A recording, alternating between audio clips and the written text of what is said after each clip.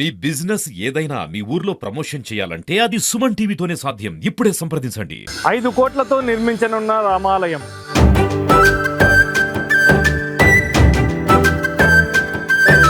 రామ దేవాలయాన్ని నిర్మిస్తున్న ముసల్మాన్. శరవేగంగా సాగుతున్న రామాలయం పనులు. గంజేలి గ్రామంలో కుల మతాలకు అతీతంగా నిర్మిస్తున్న రామాలయంపై సుమన్ టీవీ ప్రత్యేక కథ.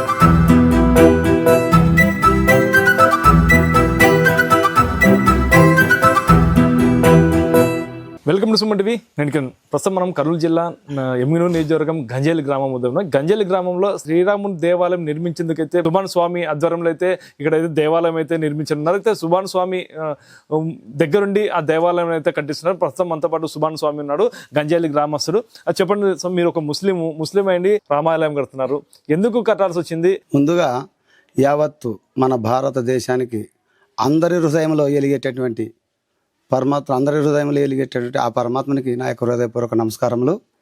మరి రామదేవాలయం ఎందుకు కట్టాల్సి వచ్చింది మీరు అడుగుతున్నారు.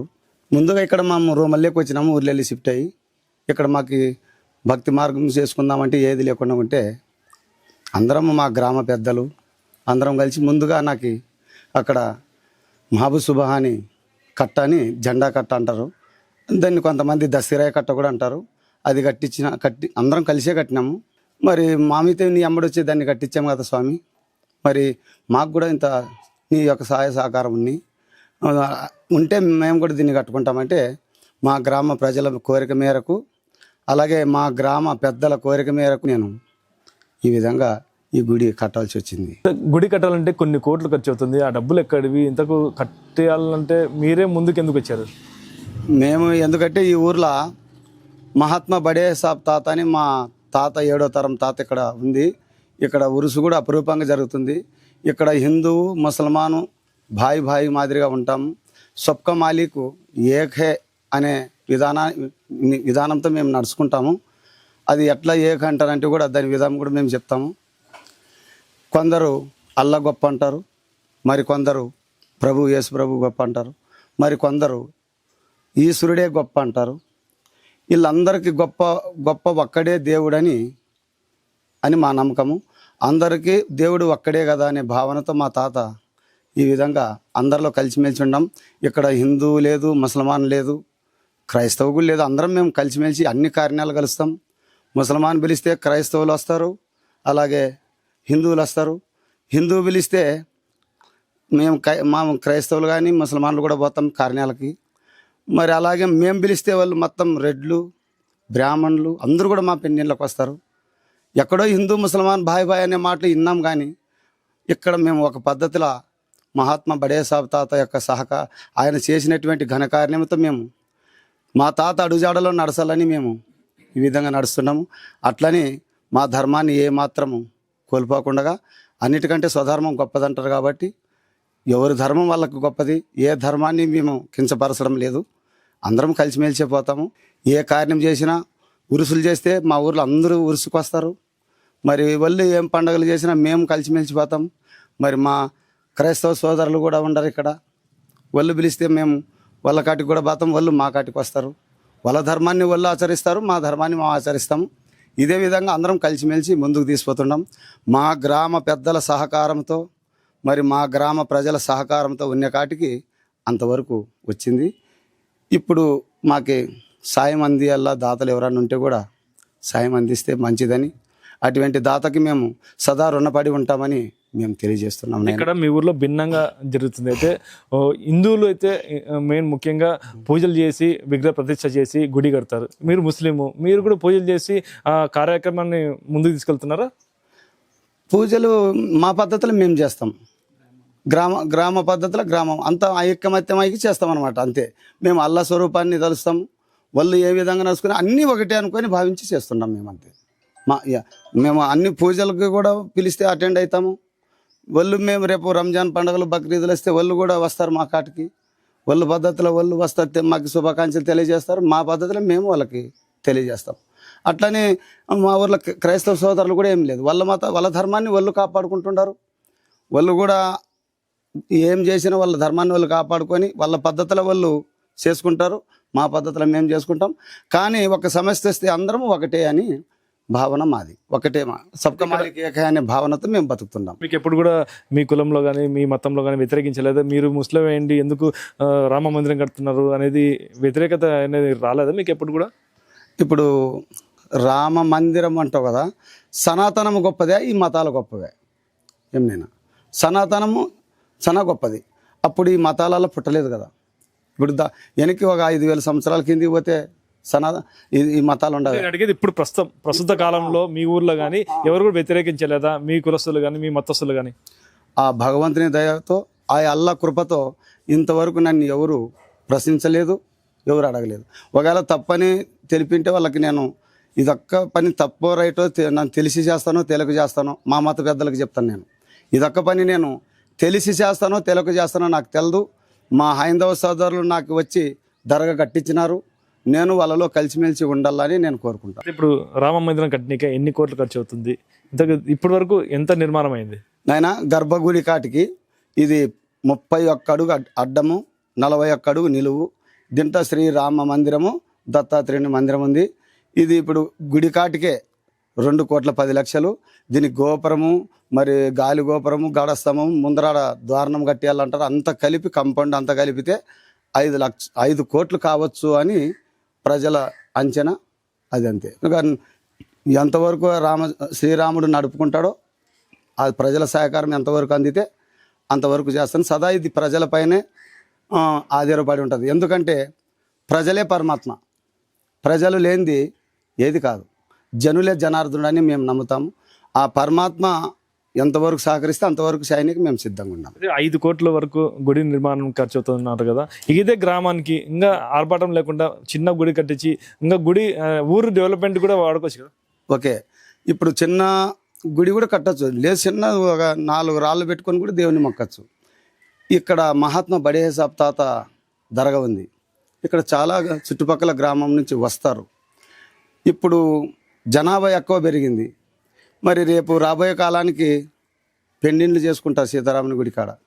ఇక్కడ సవలతు బాగుందంటే రేపు భవిష్యత్తు అంచనేసుకొని చేసినాం. కానీ ఇక్కడేమి బాగా చేయాలా, నలుగురికి బాగా మెప్పు పొంది బాగా పెద్దగా చెప్పుకోవాలని ఇక్కడ చేయలేదు. భవిష్యత్తుని మేము ముందు అంచనేసుకొని ఈ విధంగా కట్టినాము. ఏదో పరమాత్మ దయతో అటుకి ఇట్లా కట్టాలని కూడా మాకైతే ఐడియా లేదు. ఇప్పుడు ఈ గుడి కట్టించేందుకు ఎంతమంది మద్దతు ఉంది మీకు? ఇంకా ఎక్కడ నుండి సహాయ సహకారాలు అందుతున్నాయి మీకు? ముఖ్యంగా కర్ణాటక ఒక మహాయోగి, అతని నిరాహార యోగి, ఆయన సహాయ సహకారాలు కూడా మా చేతనైన సహాయం అందిస్తామన్నారు. ఆయన కూడా మొదట భూమి పూజలు ఆయన కూడా ఉన్నాడు. ఇంతకంటే ముందు మాకు ఎమ్మెల్యే సార్ కూడా ఏదో గవర్నమెంట్ నుంచి ఏమన్నా వస్తే సాయం చేస్తాంలే అని ఆయన కూడా, ఎమ్మెల్యే సార్ కూడా మొన్న వచ్చి అంత చెక్ చేసుకొని పోయినారు. దీన్ని ఎండోమెంట్ కూడా చేద్దామని ఆయన ఆలోచనలో కూడా ఉంది. ముఖ్యంగా ఎమ్మెల్యే సార్ కూడా సహకారం అందిస్తానని చెప్పినారు. ఎమ్మెల్యే సార్ కూడా మా వంతు సాయం సహకారాలు అందిస్తామని చెప్పినారు. అలాగే ఇప్పుడు ఇక్కడ పక్కన కళ్యాణ మంటపం కొరకై షెడ్డు నిర్మించినాము. దానికి కూడా మొత్తం షెడ్ ఒకటే కాదు, మొత్తం ఇటుపేలల కాంపౌండ్ ఇది అంత చేసింటే 18.5 లక్షలు షెడ్ వచ్చిపోయా, అంత వచ్చిపోయా 18.5 లక్షలైంది. దానికి కూడా మా గ్రామస్తులు శాతం కటికి చేసినారు. ఇది ఇన్ని కోట్లు అంటే మాకే అంచనేం తెలియదు. అటు వరకు వస్తుంది, అటు వరకు లేదో చేసుకుంటా పోదామని మొదలుపెట్టినాము, చేస్తుంటాం. గ్రామస్తులు చందాలు కాకుండా మిగతా అమౌంట్ ఏమన్నా తక్కువ పడితే మీరే సొంతంగా చేసుకుంటారా? ఎక్కడనైనా నా ఇంట్లో మీరు ఇల్లాలు స్వాధీనం చేసుకుని నాకు 1 సెంటు సొంత ఫలం లేదు. ఏమనైనా మహాత్మను మేము కూలిపోయే బతుకుతాము. ఎందుకంటే అందరూ స్వామి అని ఇష్టపడుతుంటారు. మా తాత తరపున మాది 7 తరాల చరిత్ర ఉంది ఇక్కడ గంజేలలో. ఆ తాత తరపున మాకు అందరూ గ్రామస్తులు ఇష్టపడుతుంటారు. నువ్వు ఉంటే ముందుకు వస్తారు స్వామి అంటే ఉండం. కానీ మా సొంత డబ్బు మాకు ఎక్కడి నుంచి వస్తుంది? మీ అందరూ భక్తుల సహాయ సహకారం ఉంటే ఆ శ్రీరామచంద్రుడు ఇంకా ఇక్కడ ఎలగల్లనే అందరూ హృదయంలో అందరి భావన కలిగి వస్తే చేద్దాం. అది వస్తే అనేది వస్తారని మా యొక్క సంకల్పం చేసి మేము ఇది చేసినాం. సంకల్పం చేత అన్నీ అవుతారంటారు కదా, ఆ విధంగా మేము సంకల్పం చేసినాం. కానీ మా కాడ ఏమీ లేదు. అయితే కుల మతాలకు అతీతంగా అయితే ఇక్కడ గంజేలి గ్రామంలో అయితే ప్రజల మద్దతుతో అయితే గుడి నిర్మిస్తున్నామని చెప్పేసి నా పైన ఎలాంటి ఆరోపణలు వచ్చినా కూడా నేనైతే గుడి నిర్మాణంకి అయితే కృషి చేస్తానని చెప్పేసి సుభాన్ స్వామి అయితే చెప్తున్నాడు. ఈ గ్రామం మొత్తం చాలామంది భక్తులు ఉన్నారు, ఆయనకి శిష్యులైనారు. ఈ శిష్యులు గంజల గ్రామంకే కాదు, ఆయన మన జిల్లాలో శిష్యులు ఉన్నారు, తర్వాత కర్ణాటకలో చాలామంది శిష్యులు ఉన్నారు. ఆ శిష్యులు మా గ్రామం అందరు కలిసి ఈ యొక్క దేవాలయంకి కట్టిస్తే ఆయన పేరుని మేము నిలబెడతాడని కలిసి ఆయన పోయి మేము అందరూ అడుక్కున్నాము. స్వామి మీ తాతకి అంతమంది గంజలపడి తాతకి మేము హిందువులు అందరూ వచ్చేసి మేము మొక్కుతున్నాం కదా, ప్రతి సంవత్సరం అంత ఉరుసు జరుపుతున్నాం కదా, మరి మీ తాతకి మేము అందరూ సహకరిస్తున్నాం కదా, మా దేవునికి మీరు ఎందుకు సహకరించారు స్వామి అని అంటే, సరేలే మీరు మీ నిర్ణయం ప్రకారం నేను కూడా నా శిష్యులు ఉన్నారు, నా శిష్యులు తర్వాత వచ్చి మీరు అందరూ గ్రామం ఐక్యమైతే నేను కూడా మీకు సహకారం చేసి ముందు నడిపిస్తానని చెప్పినాడు. కానీ ఇంతవరకు ఆయన భక్తులు ఇంతవరకే ఆయన జోలు పెట్టి ఎవరిని అడగలేదు. కానీ భక్తులు ఆయనకి తోచినంత ఏదో మాకు వర్త సహాయం చేస్తున్నాము. కానీ ఆయనకి ఇంకా పెద్ద వాళ్ళు ఉన్నారు, స్వామి నువ్వు ఎంతవరకు కట్టిస్తావో కట్టి మిగిలింది మేము చూసుకుంటామని చెప్పినారంట కర్ణాటక భక్తులు, ఎమ్మెల్యే గారు, ఎంపీలు గారు. కానీ మనం ఎందుకు మన ఆంధ్రలో ఉండికేసి ఎమ్మెల్యేలు, కర్ణాటక మంత్రులు ఏం అవసరము? మన తాలూకు యమునూరుకి తాలూకు జైనాథ్ రెడ్డి ఎమ్మెల్యే ఉన్నారు కదా, ఆయన ఒకసారి అడుగుదామని పోయినాము. కానీ సరైన కేసు ఆయన ఎండోమెంట్ కింద పెట్టిస్తానని చెప్పినాడు. తర్వాత దేవాదాయ శాఖ మంత్రితోటి సంతకాలు తీసుకొచ్చినాడు. కానీ తీరా చూస్తే ఎండోమెంట్ కాలేదు ఇది. మరి ఎండోమెంట్కి అప్లై చేసినాము. నిన్న కూడా శేఖర్ సార్ వచ్చి చూసిపోయినాడు. మరి ఆయన కూడా నా సహకారులతో గవర్నమెంట్ ఉంటే కాదు, నేను కూడా నా స్వయం కృషితో నేను కూడా ఇవ్వగలను, నాకు తోచినంత నేను ఇవ్వగలను. కానీ ఈ గుడి మాత్రం ఆపొద్దండి, ఏది ఏమైనా ఆపొద్దండి అని మా సుభాన్ శాతకి ప్రజలకు చెప్పినాడు. కానీ ఆ ధైర్యంతో ముందుకు పోతున్నాం. మేము క్రైస్తవులైనా అన్ని దేవుళ్ళు పాటిస్తాం. ఇక్కడ మాకు గంజల గ్రామంలోనో పెద్దగా బడే సాహెబ్ తాత ఉన్నాడు.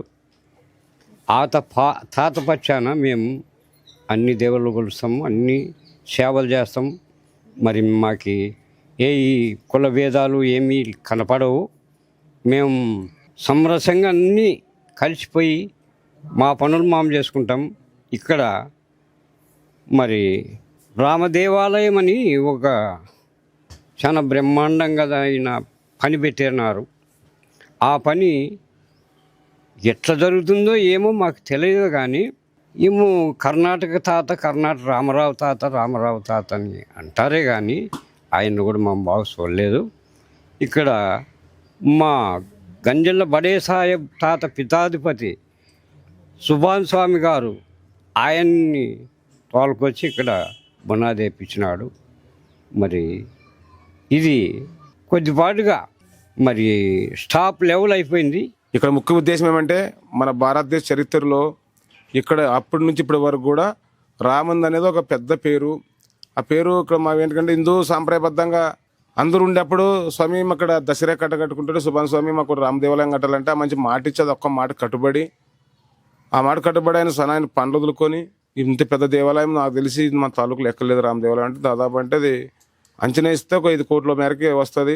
మరి ఆయన ఏ ధైర్యంతో ముందు తీసుకొద్దని బునాదేసినాడో తెలియదు. కానీ గ్రామంలో ఎక్కడ తిరగడు, ఏ ఊరి దగ్గర డబ్బులు అడగడు.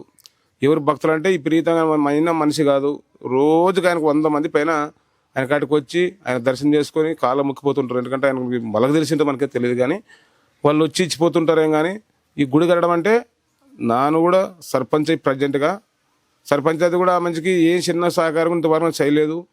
ఏదో వస్తే వచ్చిపోవడం చూడడము ఏదన్నా ఉంటే ధైర్యం చెప్పడం తప్ప ఇంతకుముందే 18.5 లక్షలు పెట్టి షెడ్ చేసినాడు రామదేవాలయం గుడి కట్టకముందే. అంటే ఇక్కడున్న జనాలకి పెన్నీళ్ళు చేసుకునే, ఇంకోటి రాత్రి పూట వర్షాలు వచ్చినప్పుడు వాళ్ళకి ఈడం జరుపుకున్నప్పుడు ఇబ్బంది అవుతుందని చెప్పి ఆయన మాకు ఒక దేవుని రూపంలో పనిచేస్తున్నాడు. కానీ ఆయన చనిపోయిన తర్వాత కూడా కొన్ని ఏళ్ళ పాటిది షెడిఫానా పేరు ఉంటుందని చెప్పి ఆయన పెద్ద పని. ఎందుకంటే మనం కొట్ట వేసుకోలేము. అటువంటిప్పుడు ఈ మంచి ఏ రూపంలో కడుతున్నాడో ఇంకో రామరావు తాతని కర్ణాటకనైనా ఆయన కూడా సహకారం చేస్తున్నాడు. హిందూ దేవాలకి ఎక్కువైనా ప్రాధాన్యత ఇస్తున్నాడు. ఇది ఇక్కడ పరిస్థితి. కెమెరా పర్సన్ నాగబాబుతో కిరణ్, సుమన్ టీవీ, ఉమ్మడి కర్నూలు జిల్లా.